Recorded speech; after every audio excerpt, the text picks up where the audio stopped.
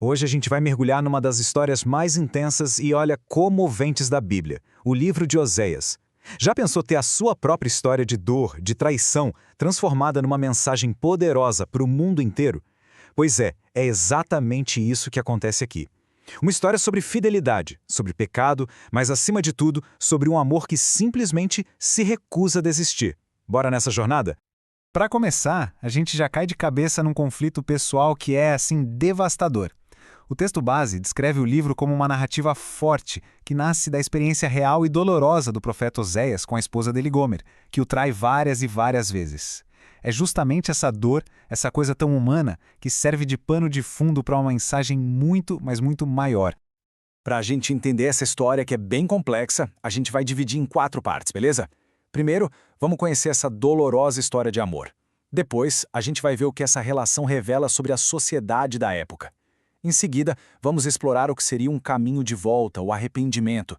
E, finalmente, a gente chega na promessa incrível de restauração que está no coração de tudo isso.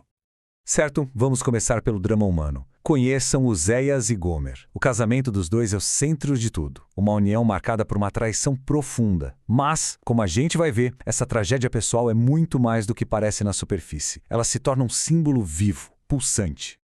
E agora, olha só que interessante. Aqui a gente vê direitinho como a analogia funciona. A história humana, com Oséias sendo um marido fiel e Gomer, a esposa infiel, é um espelho perfeito do símbolo divino.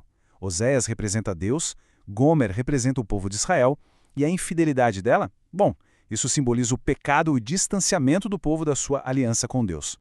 E para a gente entender o peso dessa traição, a gente precisa falar sobre a aliança. Pensa nisso não como um simples contrato, mas como um pacto sagrado, a base de toda a relação. É um compromisso profundo que exige lealdade total. Então, a infidelidade aqui não é só um erro, é tipo um terremoto que abala os próprios alicerces desse relacionamento. E bom, tudo isso leva a gente direto para o diagnóstico da situação. A história de Oséias não é só sobre ele, ela funciona como uma lente de aumento, sabe? Revelando as rachaduras em toda a sociedade. A infidelidade de uma pessoa era, na verdade, um sintoma de uma doença muito maior. O livro denuncia especificamente 4 áreas. Primeiro, a idolatria, ou seja, a busca por outros deuses, por outros interesses. Segundo, a injustiça social que vinha dessa falta de compromisso. Terceiro, uma religiosidade vazia, cheia de rituais, mas sem coração. E por fim, a hipocrisia que permeava tudo isso. E é nesse ponto que a história, que parece tão antiga, de repente dá um salto e cai direto no nosso colo hoje em dia. Esse diagnóstico, feito séculos atrás, ainda funciona como um espelho. Ele nos desafia a olhar para as nossas próprias vidas, nossas comunidades e perguntar: a gente está sendo autêntico na nossa fé?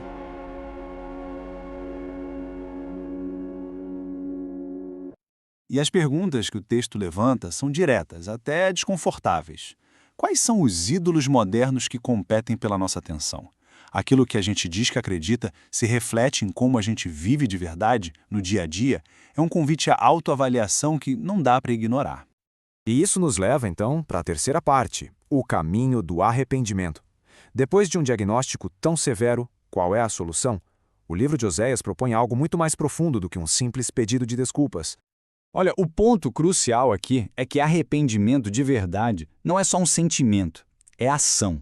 E se divide em 3 partes bem práticas. Primeiro, uma mudança real de rumo, não só de discurso.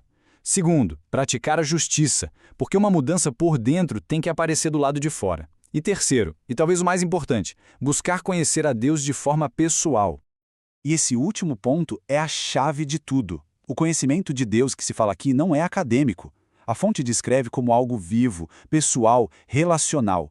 É experimentar a graça no dia a dia, não só acumular informação sobre teologia. E, mais uma vez, a história nos confronta. Será que estamos realmente cultivando esse tipo de relacionamento profundo e pessoal? Ou será que a nossa fé é só uma ideia em que a gente acredita? A ênfase é bem clara. A fé é para ser vivida, não só declarada. E agora a gente chega na nossa última parte, que é o grande clímax de toda essa narrativa, a promessa de restauração. Apesar da traição, do diagnóstico, da dor, a história não termina em condenação. O tom muda completamente para a esperança. Tudo se resume a isso. Duas palavras que capturam a essência da mensagem final do livro: um amor inabalável. É a fidelidade que continua ali, firme, mesmo diante da mais profunda infidelidade. E o que essa promessa duradoura significa na prática? Bom, a mensagem é clara. Deus permanece fiel. O convite para voltar, para a reconciliação, nunca é retirado. A chance de renovar a aliança está sempre na mesa. E como o texto base aponta, essa é a própria essência da esperança cristã. Mas essa esperança toda não é para ficar guardada na gaveta, sabe? Ela pede uma resposta. A ideia é que, ao experimentar esse amor que restaura, as pessoas são chamadas a se tornarem canais desse mesmo amor no mundo, ajudando a curar e reconciliar por onde passam.